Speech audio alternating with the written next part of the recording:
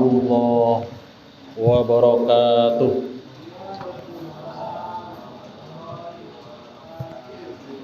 Innal hamdalillah alhamdulillahirabbil alamin wa bihi nasta'in wa ala umurid dunya waddin. Asyhadu an la ilaha illallah wahdahu la syarikalah wa asyhadu anna Muhammadan abduhu wa rasuluh la nabiyya ba'dah. Wa sholli wa sallim wa barik ala Muhammad wa ala alihi wa sahbihi ajmain. Wa qala Allahu ta'ala fil Qur'anil Karim, Bismillahirrahmanirrahim. Man kana yuridu harthal akhirah nazid lahu fi harthi wa man kana yuridu harthad dunya nu'tihi minha wa ma 'alaiha fil akhirati min nasibin. Shadaqallahul azim. Bapak, ibu-ibu, hadirin sidang jamaah salat Isya yang dirahmati Allah Subhanahu wa taala. Alhamdulillahirabbil alamin.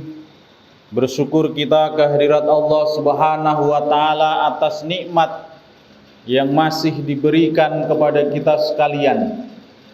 Tanpa kita meminta, tanpa kita merencana, tetapi selalu Allah Subhanahu wa taala memberikan kepada kita nikmat. Ada nikmat sehat. Kita semua alhamdulillah nampaknya sehat semuanya. Walaupun kadang-kadang dengan nikmat sehat ini kita juga sering lupa dengan Allah Subhanahu wa taala. Baru ketika ada pengajian diingatkan, mari kita bersyukur dengan nikmat sehat ini. Baru kita ingat bahwa kita selama ini lupa untuk bersyukur. Ada juga kita dikasih nikmat umur oleh Allah Subhanahu wa taala, juga nikmat yang sering kita lupa untuk kita syukuri.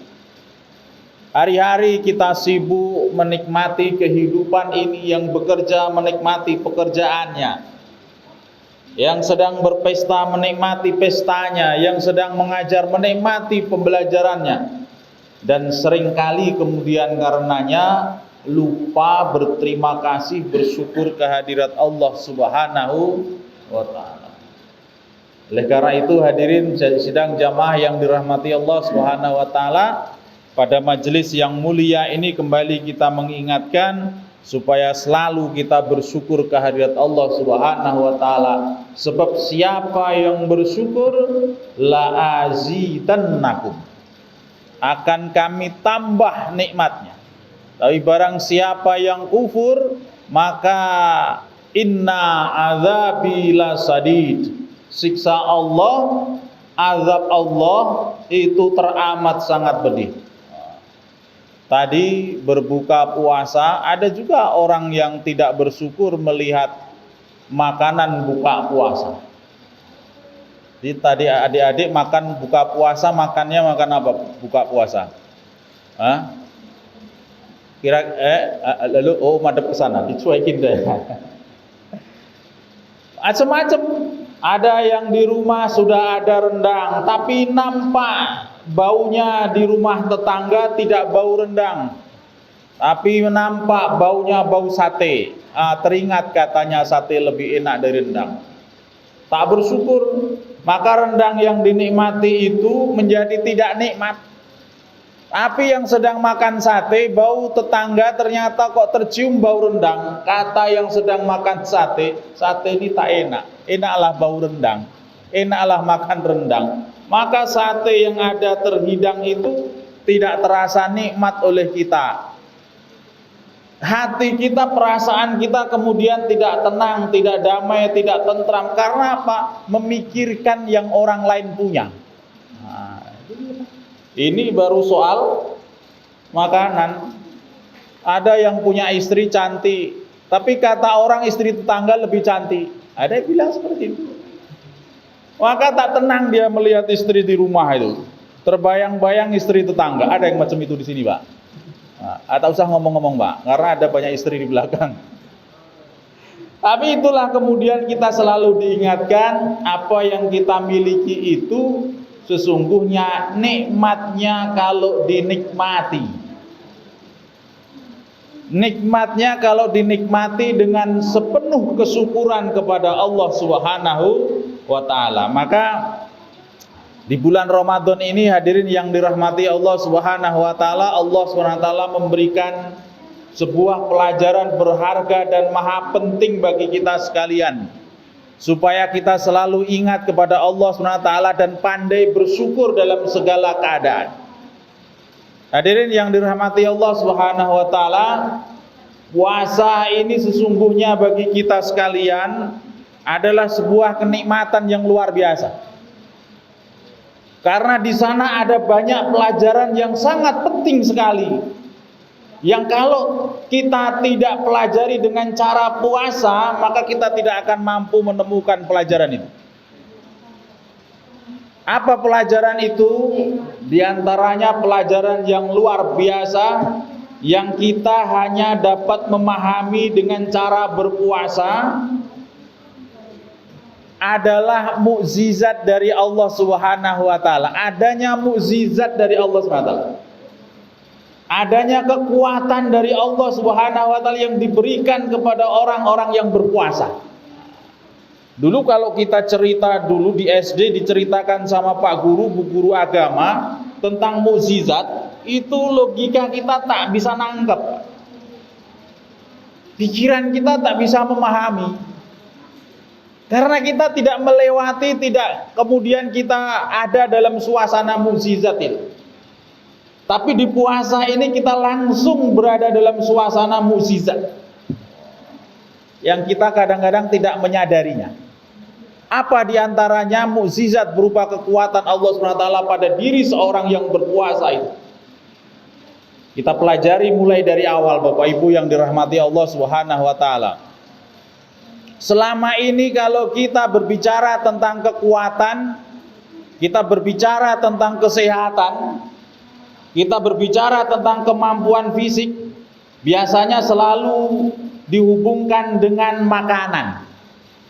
Makanan itu pun nanti ada ukurannya, bahkan ditentukan kualitasnya. Dulu ada konsep yang terkenal 4 sehat 5 sempurna. Kalau kita makan 4 sehat 5 sempurna lengkap dalam jumlah yang sesuai dengan kebutuhan kita, sehat kita. Tapi ternyata di puasa kondisinya bisa sebaliknya, Pak. Kondisinya bisa sebaliknya. Coba kita tengok. Puasa sahurnya jam berapa, Bu? Jam 4. Ada yang setengah 5. Ada yang jam 5 kurang seperempat. Ada yang sahurnya jam 6. Karena bangunnya terlambat, jadi itu namanya tidak sahur, namanya sarapan. Coba pada saat kita berpuasa, makan sahur, makan biasanya rata-rata jam 4. Setelah makan sahur jam 4, terdengar suara azan sholat subuh, maka berhenti makan dan minum. Walaupun ada makanan dan minuman di rumah, semua warga rumah tidak ada di tempat, yang ada cuman kucing sama makanan. Ibu-ibu makan apa enggak? Yang ada cuman kucing sama makan. Tak ada kita makan, tak ada kita sentuh makanan, karena sudah niat untuk berpuasa. Jam 8 ditahan tidak makan, jam 10 ditahan tidak makan, jam 11 ditahan tidak makan, jam 12 ditahan tidak makan. Padahal makan sahurnya jam. Ada kabar yang jamaah di sini gara-gara puasa harus masuk ICU, masuk rumah sakit. Ada, Bu? Tak ada. Tak ada. Tapi coba waktu kita hari biasa tidak berpuasa. Hari biasa kita tidak puasa. ukurannya makan pertama adalah sarapan pagi. Sarapan pagi biasanya jam berapa, Pak? Jam 7. Ada yang jam 8, ada yang jam 9. Kalau anak-anak yang kos biasanya jam 12. Sarapan pagi sama makan siang. Standarnya biasanya sarapannya jam 8, tapi coba ditengok jam 8 sarapan. Saya tanya, makan sarapan pagi sama sahur itu enak mana, Pak? Enak sahur apa enak makan sarapan pagi? Enak sarapan. Siapa yang makan sahurnya nambah, pasti dia itu sedang hilaf. Pasti enak makan sarapan pagi. Sebab ketika kita makan sahur mata belum sempurna terbuka. Kadang-kadang mulut masih terasa asam. Bangunnya pun dipaksa dimarahin sama istrinya. Suruh makan pula makan sahur. Tak nyaman makan sahur itu. Ini pun ada hikmah yang luar biasa nanti kita bahas kalau ada waktu. Berbeda dengan sarapan. Sarapan itu kopi bisa 2 gelas. Lontong sayur bisa 2 piring. Sarapan. Tapi coba tengok sarapan jam 8, jam 9 tidak makan, jam 10 ditahan, jam 11 ditahan, jam 12 apa rasa perut, Pak? Apa? Jam 1 tak dapat makan siang, jam 2 tidak ada makan siang, apa yang terjadi, Pak? Menggigil, pingsan, setidaknya migrain, dehidrasi kata orang. Tapi coba ketika kita berpuasa, memang lapar, memang lemah, tapi tak sempat kita sampai migrain, tak sempat kita sampai dehidrasi. Bahkan ketika ditahan terus, jam 2 ditahan, jam setengah 3 ditahan terus, lama kita menahannya sampai nanti terdengar suara azan, Allahu Akbar, Allahu Akbar. Apa yang dirasakan, Bu, setelah terdengar suara azan? Apa yang dirasakan, Pak? Bahagia, senang. Lalu apa yang dilakukan, Pak? Berbuka. Yang ngajarin siapa? Yang ngajarin pasti Ustadz Zubrizal. Batal semuanya. Kenapa kok batal, Ustadz? Ingat cerita tadi, baru jam 2, setengah 3 azan itu azan sholat asar. Azan sholat asar, sehingga belum boleh kita berbuka. Masih kita tahan, walaupun azannya sama, bunyi azannya sama. Tempat saya bunyi suara azan sholat asar sama sholat maghrib sama, Pak. Kalau di sini tak tahulah, sama apa enggak? Sama, Bu, ya? Sama. Walaupun suara azannya sama, lafaznya sama, tetapi kita tidak boleh membatalkan puasa itu sekalipun ditutup matanya. Sudah gelap, azan dan sudah gelap. Wah. Walaupun gelap mata namanya. Tak boleh kita membatalkan. Kita masih tahan terus sampai jam 4, sampai jam 5. Sampai jam setengah 6 ibu-ibu itu sudah nyiapkan itu, ada kola, ada pisang, ada melon, ada jambu. Anak-anak pun ada putik mangga pun disiapkan di situ. Lengkap semua disiapkan. Tapi kita tahan terus sampai jam 6. Sampai jam 6 pun tak ada orang pingsan gara-gara puasa. Coba kalau hari biasa, Pak. Nanti sesekali hari biasa pas tidak puasa, kita tidak makan sampai dengan jam 6. Apa yang terjadi? Tak makan, tak minum. Ini mukjizat. Ini kalau diceritakan kepada orang-orang yang tidak puasa, maka dia tidak akan mampu memahaminya. Tapi kepada orang-orang yang berpuasa terasa betul ini mukjizat dari Allah Subhanahu wa ta'ala. Kenapa kok sampai diberikan mukjizat sedemikian hebatnya? Kata Allah Subhanahu wa ta'ala dalam hadis qudsi, "Asyamu li wa ana ajzibi." Puasa ini khusus untukku. Saya yang langsung akan memperhatikannya. Saya yang langsung akan memberikan balasannya. Tak usah di akhirat, di dunia saja kita sudah diberikan balasan. Apa itu balasannya? Kekuatan menghadapi rasa lapar. Ini mukjizat. Dulu kata orang kalau terlambat makan, maka yang diserang pertama kali adalah lambung. Maka muncullah sakit yang disebut dengan sakit mah. Tapi lucunya orang yang sakit mah gara-gara puasa justru sembuh. Maka orang yang sakit mah berpuasalah. Dia justru akan sembuh. Ini diantaranya mukjizat dari Allah Subhanahu wa ta'ala. Setelah terdengar suara azan, azan berkumandang, tandanya apa? Tandanya kita wajib untuk membatalkan puasa. Azan sholat maghrib. Itu pun harus diteliti betul, Bu. Azannya itu daerah mana? Sebab nanti ada azan di TV daerah Jakarta dan sekitarnya. Itu jangan asal azan surat maghrib. Tengok dulu Pak nanti azan yang daerah Pekanbaru. Setelah terdengar suara azan, wajib kita membatalkan puasa. Tak boleh kita nambah. Ustaz, saya masih tahan setengah hari lagi. Nanti jam 10 malam saya akan batalkan. Tak boleh. Walaupun hanya dengan seteguk air, maka batalkan itu puasa. Batalkan itu puasa. Dan kita akan ketemu mukjizat lagi. Apa mukjizatnya? Mukjizatnya adalah ketika kita membatalkan puasa. Biasanya kita membatalkan puasa dengan minuman, dengan kurma, dengan kue. Taruhlah kita membatalkan puasa dengan semangkok kolak, atau mungkin dengan segelas minuman, apalah namanya.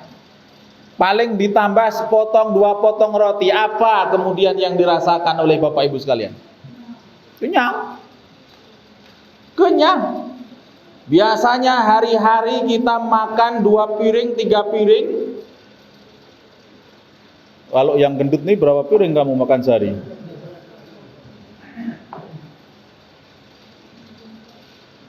Tapi ketika kita puasa ternyata tak perlu berpiring-piring. Ternyata makan secangkir, segelas, minum segelas, secangkir air putih, ditambah dengan kurma, mungkin dengan kue, sepotong 2 potong, rasanya sudah cukup. Ini selain mukjizat sekaligus memberikan pelajaran kepada kita sekalian, bahwa dunia ini pada hakikatnya hanya sesuatu yang sandiwara saja. Dunia ini hanya sesuatu yang sementara saja. Orang makan itu untuk kepentingan dunia. Dan ternyata kebutuhan kita untuk dunia itu hanya kecil. Wa mal hayatad dunya lil akhirati ila qalilan. Dan tidaklah kehidupan dunia ini dibandingkan dengan akhirat kecuali hanya sedikit saja. Kebutuhan kita untuk dunia ini ternyata hanya sedikit. Makan 1 hari biasanya, kalau dengan nafsu hari biasa itu dengan nafsu, berpiring-piring. Tetapi ketika kita makan waktu puasa, cukup dengan sepotong 2 potong kue, sudah selesai ceritanya. Malah kalau ditambah, malah jadi tidak sehat, malah jadi tidak nyaman. Kita pun akhirnya tidak bisa melaksanakan ibadah sholat. Begitulah dunia ini. Kalau kita puaskan, kalau kita penuhkan, maka justru kita tidak bisa menikmati dunia. Berapa banyak orang kaya, rumahnya tingkat 4, mobilnya mengkilat, banyak sekali. Bahkan istrinya di mana-mana banyak. Tapi ketika dia pergi, hatinya, jiwanya tidak tentram. Pintu depan sudah dikunci apa belum? Pintu belakang sudah dikunci atau belum? Istrinya yang sana sama siapa, anaknya sedang ngapain, semua dipikirkan, tidak tentram. Karena apa? Dia memiliki dunia, tetapi dunia itu menjadi beban bagi hidupnya. Maka puasa mengajarkan kepada kita sekalian seperti apa yang disampaikan oleh Allah Subhanahu wa taala, "Man kana yuridu harthal akhirah nazid lahu fi harthihi, wa man kana yuridu harthad dunya nu'tihi minha wa ma 'alaiha fil akhirati min nasibin." Barang siapa yang menghendaki kehidupan akhirat akan ditambah kenikmatannya. Tapi barang siapa yang menghendaki kehidupan dunia ini, maka Allah akan memberikan tapi hanya sebagian saja. Tidak akan seluruhnya. Ada orang cita-citanya pengen jadi dokter, akhirnya cuma jadi mantri. Mantri pun mantri suntik, mantri hewan, ada juga. Ada yang cita-citanya pengen jadi profesor, ya akhirnya cuma menjadi dokter kayak Pak Rizal, tapi sebentar lagi profesor. Ada yang cita-citanya pengen jadi presiden, tapi jadi juga pemimpin, jadi pemimpin tingkat RT. Ini kan RT sini. RT itu lebih hebat dari presiden. Sebab presiden tak punya rakyat, RT punya rakyat. Tapi cita-citanya diberikan oleh Allah sebagian saja. Barang siapa yang mencari dunia, maka Allah hanya memberikan sebagian. Tapi barang siapa yang mencari akhirat, insya Allah Allah akan melipat gandakan balasan kepada mereka yang selalu istiqomah mendekat kepada Allah Subhanahu wa taala. Semoga bermanfaat. Billahi taufik wal hidayah. Akhirul kalam. Assalamualaikum warahmatullahi wabarakatuh.